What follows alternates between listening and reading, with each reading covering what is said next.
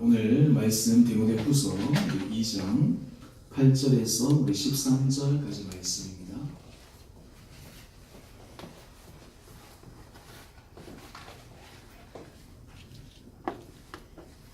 디모데후서 2장 8절에서 우리 13절까지 말씀 한 절씩 말씀 교독하겠습니다. 내가 전한 복음대로 다윗의 씨로 죽은 자 가운데서 다시 살아나신 예수 그리스도를 기억하라. 복음으로 말미암아 내가 죄인과 같이 매이는 데까지 고난을 받았으나 하나님의 말씀은 매이지 아니하니라. 그러므로 내가 택함 받은 자들을 위하여 모든 것을 참음은 그들도 그리스도 예수 안에 있는 구원을 영원한 영광과 함께 받게 하려 함이라. 믿으라 이 말이요, 우리가 주와 함께 죽었으면 또한 함께 살 것이요, 참으면 또한 함께 왕노릇할 것이요, 우리가 주를 부인하면 주도 우리를 부인하실 것이라. 우리는 미쁨이 있을지라도 주는 항상 미쁘시니 자기를 부인하실 수 없으시리라. 아멘. 11월 28일 수요일에 주 앞에 나오신 여러분 한 분 한 분들을 주님 이름으로 축복합니다. 이 상한 사원이라고 굉장히 추웠다가 또 날씨가 따뜻해지고 또 얼마 전에는 막 너무 추웠는데 야 이제 올 겨울은 엄청나게 춥겠구나 생각했는데 또 이게 따뜻한 날씨가 오니까 또 감사한 것 같아요. 하나님께서 우리에게 이런 다양한 모습들을 통해서 매 순간마다 우리가 그저 감사할 수 있다라고 하는 것이 참 우리 삶 가운데 얼마나 큰 은혜인가 생각을 해봅니다. 오늘 디모데후서 우리 2장 말씀을 계속해서 묵상하면서 제가 그리스도의 군사, 그리스도의 좋은 병사, 또 제가 지난주에는 법대로 경계에 임하는 그런 부분에 대해서 제가 말씀을 드렸고, 오늘은 이 8절에서 13절까지 말씀을 통해서 부활의 주님을 기억하라 라고 하는 제목으로 오늘 우리 기독교 복음에 있어서 가장 중요하면서 정수, 그리고 이 복음의 핵심이 우리 삶에 얼마나 큰 유익과 힘과 용기와 은혜가 되는지를 함께 말씀을 통해서 살펴보기를 원합니다. 우리가 믿는 기독교 예수 그리스도에 있어서 복음에 있어서 가장 핵심이 무엇일까요? 십자가입니다. 그런데 이 십자가가 우리에게 은혜가 되는 이유는 여기에는 부활이 있기 때문입니다. 십자가가 있는데 부활이 없다. 그러면 우리 가운데 이 십자가는 복음이 아닐까요? 부활이 있기에 십자가는 복음입니다. 인생 가운데 고난과 어려움과 아픔이 있지만 그 뒤에는 주님의 놀라운 부활의 은혜의 능력이 우리에게 있다는 것을 믿기에 우리의 삶은 이 세상에서 하나님께서 주신 승리의 삶을 살아갈 수가 있습니다. 사도 바울이 그가 복음을 전하면서 많은 고난을 받았지만 그는 그의 삶이 마지막 하나님 앞에 서게 되는 그 순간 하나님 앞에서 놀라운 영광의 자리에 서게 되리라 라고 하는 믿음의 확신이 있었기에 그는 이 땅에서의 그의 삶이 힘들고 어렵고 때로는 수많은 사람들에게 모함도 받고 자기를 죽이고자 달려드는 수많은 사람들도 있었지만 그게 굴하지 않고 믿음 가운데서 승리할 수 있었던 이유는 바로 이 부활하신 주님을 기억했기 때문입니다. 오늘 우리가 말씀을 통해서 그 몇 가지를 우리가 함께 살펴보기를 원합니다. 우리 디모데후서 2장 8절 말씀입니다. 우리 다 같이 한 목소리로 우리 함께 읽어보겠습니다. 시작. 내가 전한 복음대로 다윗의 씨로 죽은 자 가운데서 다시 살아나신 예수 그리스도를 기억하라.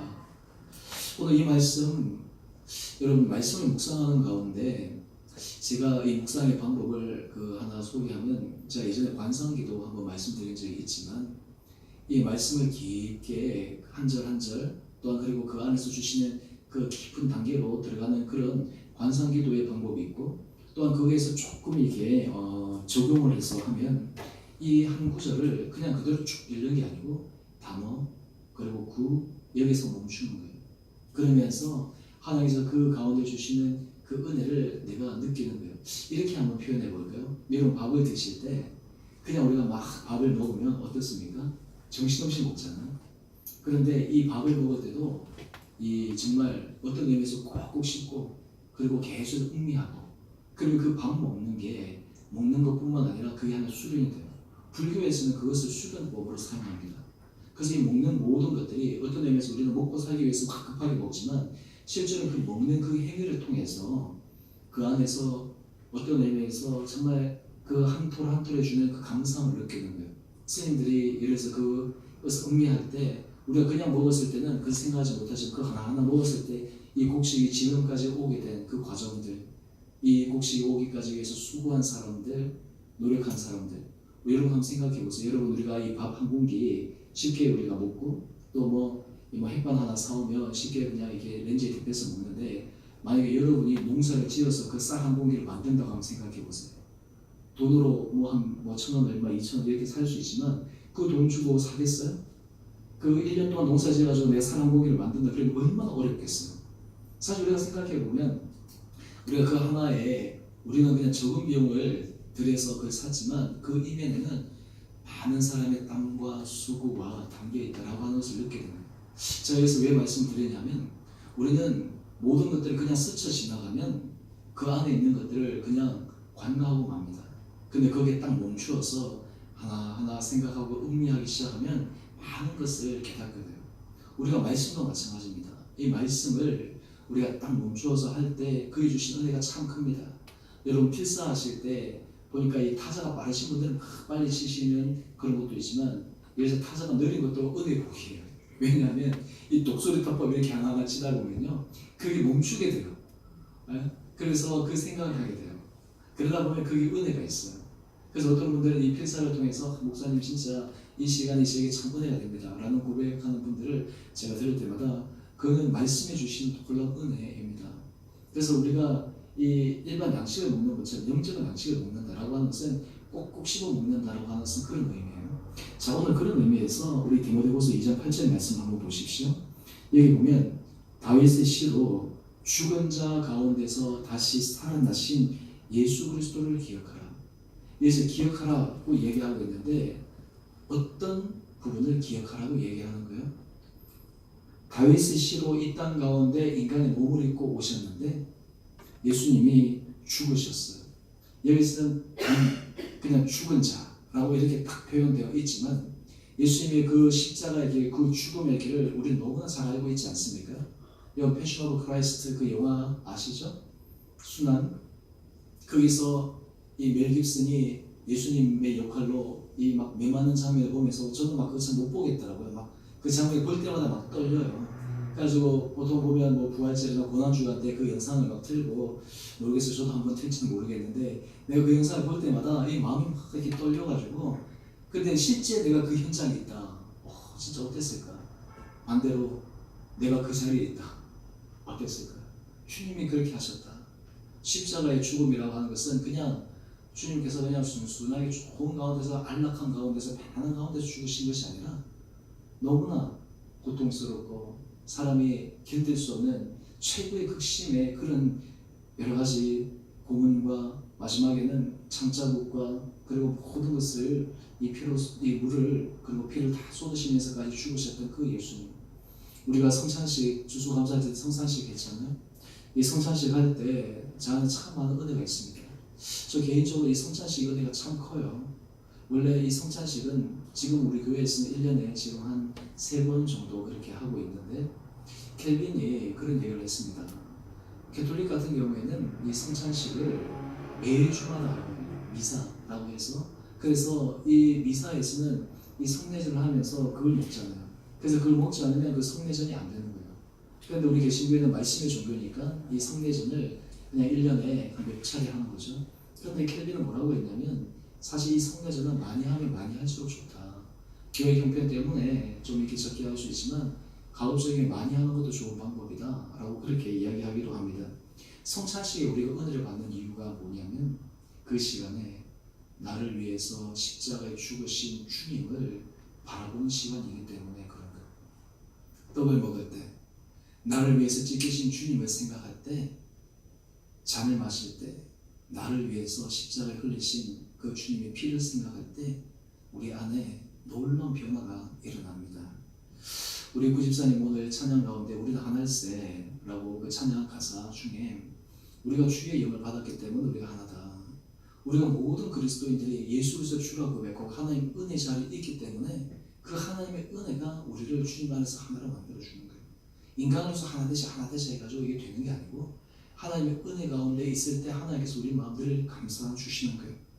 오늘 이 사도 바울은 죽은 자 가운데서 다시 살아나신 예수 그리스도, 이 죽은 자 가운데서 그것으로 끝이 아니에요. 그 다음에 뭐가 있죠? 부활의 말. 우리가 인생 가운데 우리 모든 사람들은 이 죽음의 길을 다 거치게 되어 있습니다. 사람들마다 이 고난이라고 하는 것은 없을 수가 없습니다. 욥기서 말씀은 인생은 고난을 위해서 태어났다라고 얘기할 정도로 인생에는 수많은 고난들이 계속해서 있어요. 근데 많은 사람들은 이 고난과 이 죽음 뒤에 3일 뒤에 부활이 있다라고 하는 것들을 간과하는 거예요. 그러다 보니까 그냥 그 자리에서 멈춰서 정말 주님의 놀라운 부활의 은혜를 경험하지 못하는 경우가 있어요. 오늘 그런데 이 사도 바울은 디모데에게 뭐라고 얘기하냐면 다시 살아나신 예수 그리스도를 기억하라고 하는 거예요. 이것을 다른 말로 하면 부활의 주님을 기억하라 라고 하는 거예요. 여러분, 우리 가운데 부활의 주님을 기억할 때 우리 안에는 놀라운 변화가 일어납니다. 현재 삶 가운데 우리의 삶에 때로는 힘들고 어렵고 내가 감당할 수 없는 그런 많은 짐들이 있을 때 그때 우리가 바라봐야 될 것은 십자가를 바라보면서 주님께서 걸어가신 그 길을 하나님 제게도 그런 길을 걸어갈 수 은혜를 주셔서 참 감사합니다 라는 것뿐만 아니라 그 이후에 부활하신 주님의 능력을 바라볼 때 우리는 믿음 가운데서 승리하면서 살 수 있는 은혜를 우리가 가질 수 있다라고 하는 것입니다. 이 부활의 은혜는 결코 몇 사람들이 만들어냈거나 어떤 사람들은 정말 부활하신 예수님이야? 라고 질문하는 그런 부분들이 아니라 사도행전 2장 32절 말씀을 보면 사도 베드로가 그가 설교를 하는데 초대교회에 있어서 설교에 있어서 굉장히 중요한 포인트가 무엇이냐면 바로 이 부활의 포인트예요. 초대교회 부흥에 있어서 핵심은 예수 그리스도가 부활하셨다라고 하는 거예요. 모든 설교에 있어서 내용들이 굉장히 심플해요. 예수님이 부활하셨다. 예수님이 살아나셨다. 주님을 믿으면 우리에게도 부활이 있다. 육체의 고통 가운데서도 하나님께 주신 새로운 생명의 부활이 있고 심령이 지치고 힘들고 어려운 사람도 주님 안에서 놀라운 심령의 부활이 있고 그런 삶 가운데 재정적으로 아주 힘든 가운데서 주님 안에서 주님께서 살리시는 놀라운 부활의 은혜 능력이 있다라고 하는 것들을 그 부활하신 주님을 만나게 되면 그것이 마음속에 다가오는 거예요. 이 사도 베드로가 예수가 죽은 가운데서 살리신 것을 자기는 두 눈으로 보았다라고 하는 거예요. 이게 지금 우리 기독교에 있어서 힘이에요. 많은 사람들이 예수님이 정말 살아나셨나? 라고 하는 그런 질문들 가운데 절대 부인할 수 없는 것은 초대교회와 그리고 사도들이 부활하신 예수님을 만나지 않았다면 그들은 결코 자기 목숨을 내어놓고 복음을 전하는 일에 앞장서지 못했을 것입니다. 십자가의 주님을 바라보고 그들이 복음을 전한 것이 아니라 부활하신 주님을 만났기에 그들은 이 십자가의 고난과 고통의 길을 넘어갈 수 있었다라고 하는 것입니다. 그래서 사도행전 2장 36절은 이렇게 고백합니다. 이스라엘 온 집은 확실히 알지니 내가 십자가에 못 박은 이 예수를 하나님이 주와 그리스도가 되게 하셨느니라. 하나님 일은 참 놀랍죠? 유대인들은 예수를 십자가에 못 박으면 자기가 이겼다고 생각해요. 그것으로 자기가 승리했다고 생각합니다. 근데 하나님이 하신 일은 예수님을 부활시키셨어요. 부활시킨 것으로 끝난 것이 아니라 예수를 하나님이 주와 그리스도가 되게 하셨다라고 하는 거예요. 이게 하나님의 놀라운 은혜의 능력입니다. 오늘 우리가 잠언 우리가 16장 말씀을 보면서 사람이 자기 마음의 길을 계획할지라 그 걸음을 인도하시는 누구시라고요? 하나님.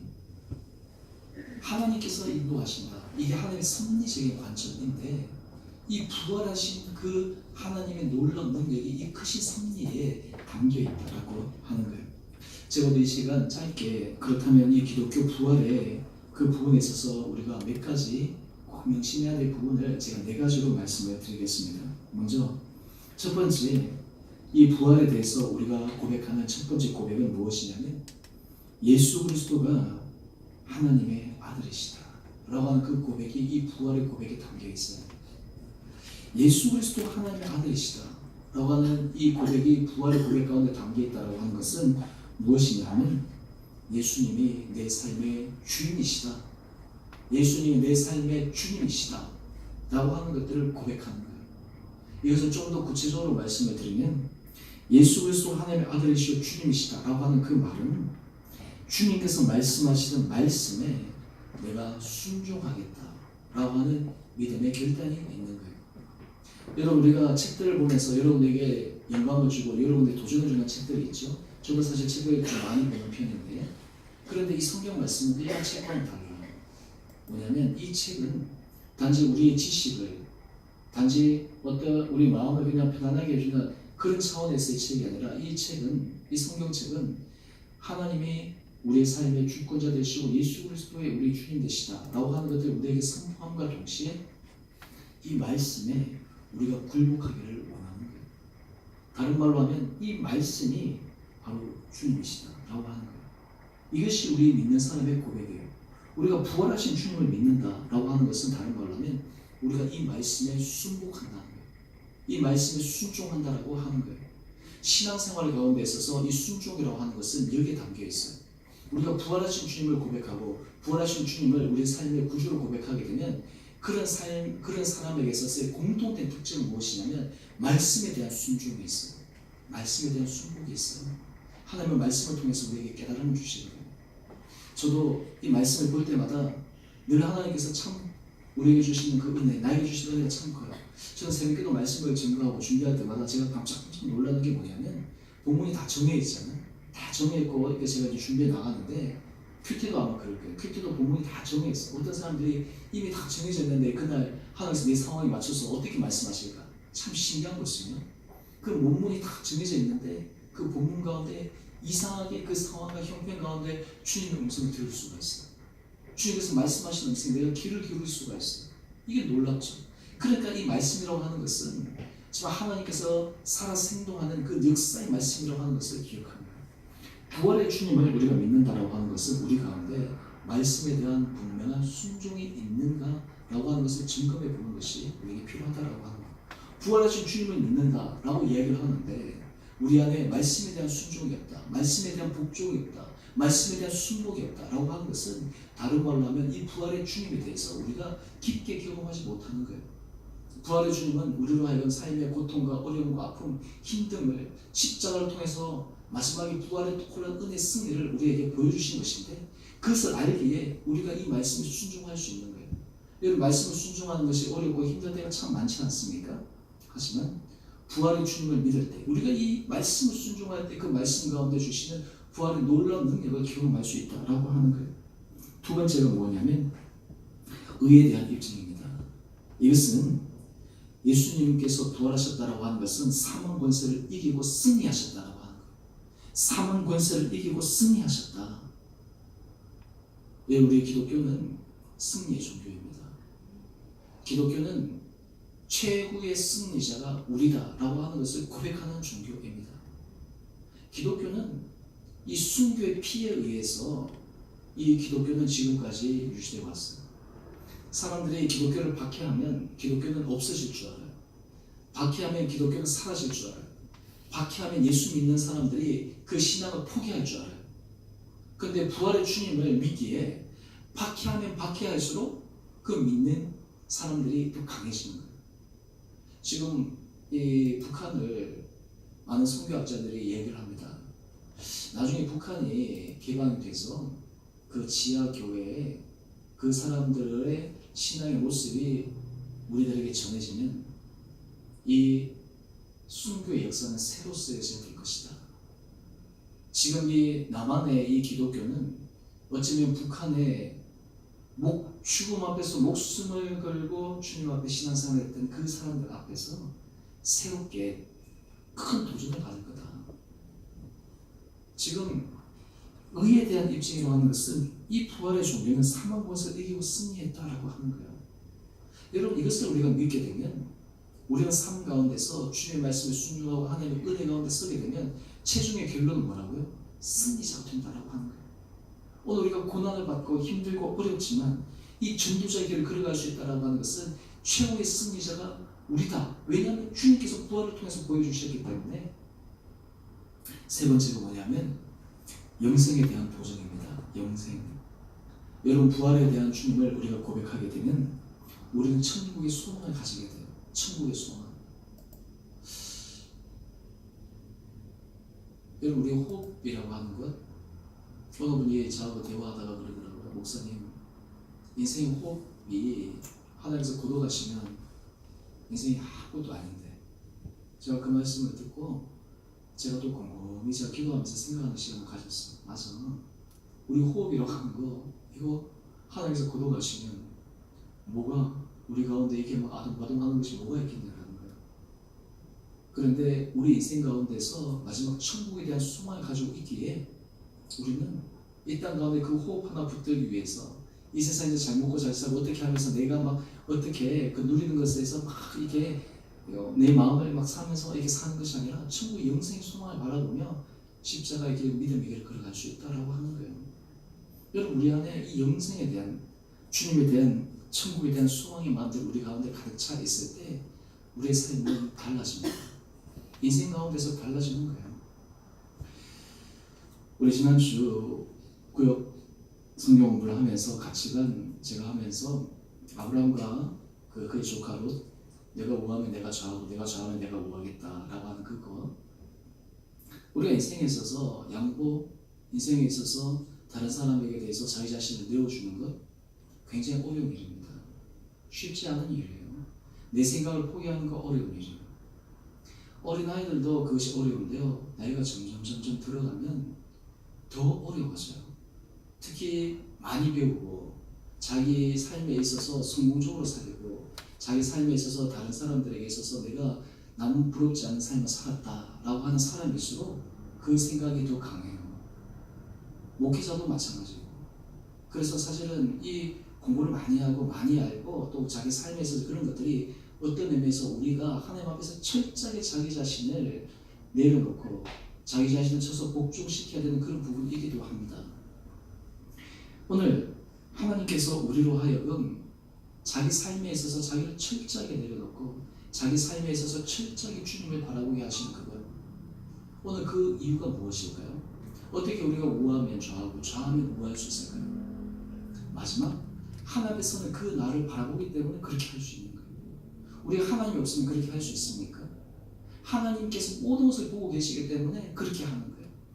하나님 모든 것을 마지막에 판단하시고 거기에 대해서 하나님께서 우리들에게 다 하나부터 끝까지 다 셈하셔서 계수하셔서 사람에 따라서 하나님께서 놀라 산 것도 주기도 하시고, 어떤 사람은 부끄러운 구원을 받기도 하고 어떤 사람은 후회하기도 하고, 그런 모든 것들이 하나님 앞에서 우리가 천국에 대한 소망, 하나님 앞에 서 있는 그것을 알기에 우리는 삶 가운데서 믿음의 길을 걸어갈 수 있다라고 하는 것이죠. 그 다음에 네 번째입니다. 네 번째는 영원히 살아계셔서 우리와 함께 하심에 대한 입증이에요. 예수님의 부활은 지금도 영원히 살아계셔서 우리와 함께 하신다라고 하는 거예요. 여러분, 하나님이 우리와 함께 하신다라고 하는 것은 우리로 하여금 하나님의 자녀로서 우리 힘으로 살아가지 않는다라고 하는 것을 보여주는 거예요. 여러분, 신앙의 삶이라고 하는 것은 내 힘으로 살아가는 것이 아니라 하나님의 은혜로 살아가는 거예요. 내가 하는 것이 아니라 하나님께서 하셨다라고 하는 것을 고백하는 거예요. 이것을 놓치게 되는 순간 모든 사람이 넘어지게 되어 있어요. 하나님이 하셨고 하나님 은혜 가운데 있다라고 하는 것을 늘 고백해야지만 그 사람은 하나님 은혜 자리에 서 있을 수 있어요. 거기에서 조금이라도 자기 마음이 틀려지게 되면 이내 우리는 나로로 떨어지고 만다라고 하는 것입니다. 예수님께서 부활하셨다라고 하는 것은 오늘 이 시간도 우리와 함께 하신다라고 하는 그 부활의 확증입니다. 오늘 여러분의 삶 가운데 주님이 여러분의 삶에 함께 하심을 여러분 믿음으로 고백하십니까? 네. 여러분의 삶 가운데 주님이 내 삶에 늘 나와 내 생각과 내 삶에 나의 인도자 되신다라고 하는 것을 여러분들이 분명하게 경험하고 있습니까? 그것은 부활하신 주님을 경험한 사람만이 이것을 더 깊게 느낄 수가 있는 거예요. 그렇기 때문에 우리가 주님 앞에 맡길 수 있는 거예요. 이런 사람들은 어떤 삶의 자세를 가지느냐? 디모데후서 2장 9절 말씀입니다. 복음으로 말미암아 내가 죄인과 같이 매이는 데까지 고난을 받았으나 하나님의 말씀은 매이지 아니하니라. 부활의 주님을 경험한 사람들은 자기를 통해서 예수 그리스도의 복음의 통로가 되기를 소망하는 사람입니다. 자기를 통해서 하나님의 구원의 은혜가 자기 삶을 통해서 사람들에게 비춰지기를 소망하는 사람이에요. 내가 고난을 당하더라도, 때로는 내가 힘들더라도, 어렵더라도 주님이 힘을 주시니까, 주님이 붙들어 주시니까. 여러분, 목회자들은 하나님 앞에 어떤 의미에서 참 귀하고 복된 자리예요. 많은 분들은 이 목회의 자리가 참 힘든 자리다, 다른 어떤 직업하고 비교할 때 너무너무 힘든 직업이다 라고 이야기할 수 있는데, 또 한편으로는 이게 참 복된 자리입니다. 왜 복된 자리냐? 목회자는 매 순간마다 하나님의 은혜를 의지하지 않을 수 없도록 하나님이 만드세요. 철저하게 하나님을 의지하게 만들도록 하나님의 상황을 만드시는 거예요. 그렇기 때문에 하나님께서 그 상황 가운데서 계속해서 하십니다. 우리가 대형교회 목사님을 보면서 막 안타까운 마음도 있고 한데, 어느 분이 그런 말씀하시더라고요. 지금 그 교회가 어려움을 겪고 하는 것은 어쩌면 하나님께서 그 목사님을 사랑하셔서 그 목사님께서 하나님께서 주신 그 음성을 듣기를 원하시는 하나님의 마음이다. 하나님께서 사랑하시기 때문에 그렇게 하신다 라고 말씀하는 것을 제가 들으면서 참 맞다. 우리가 인생을 살면서 이 고난, 특히 우리 이 고난 가운데 우리가 복음을 위한 고난은 너무너무 큰 거예요. 여러분, 내 인생에서 내 죄로 인해서 고난을 받는다, 그건 참 어떤 의미에서 좀 부끄럽잖아요. 근데 여러분, 내가 복음을 위해서 고난을 받는다, 얼마나 복됩니까? 여러분, 요즘 시대는 복음을 전하는 게 참 어려운 시대입니다. 특히 이 개척교회의 교인들, 우리가 이 전도하는 게 참 어려워요.